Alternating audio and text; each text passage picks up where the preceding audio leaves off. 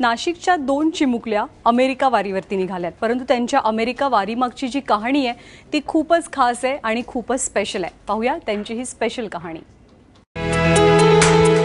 जाईजुई या नाजूक चिमुकल्या निघाल्यात थेट अमेरिकेच्या दौऱ्यावर, पण त्यांच्या प्रवासाची कहाणी काही साधी नाहीये।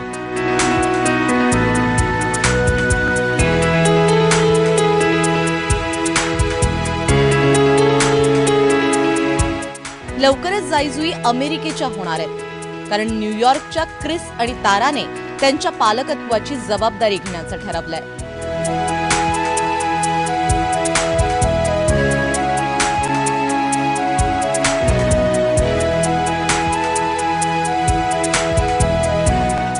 जाईजुईचा जन्म झाला, पण त्यांच्या पालकांनी त्यांना रस्त्यावर सोडून दिलं।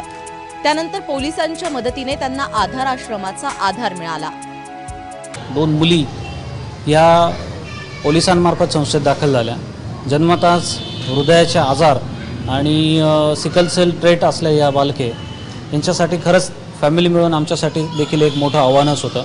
याची सर्व माहिती केअरिंगच्या पोर्टलवरती आम्ही अपलोड केलेली होती।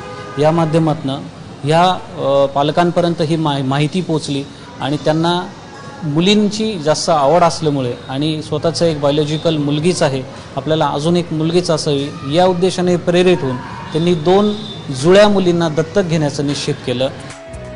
अमेरिकेच्या क्रिस आणि ताराने कारा संस्थेच्या वेबसाईटवरती जाईजुईचे फोटो पाहिले आणि दोघेही चिमुकल्यांच्या प्रेमातच पडले। त्यांनी तातडीने नाशिक गाठलं आणि आज त्यांनी दोघींचंही पालकत्व स्वीकारलंय।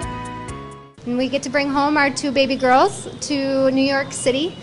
We're very excited to bring them home and make them part of our family.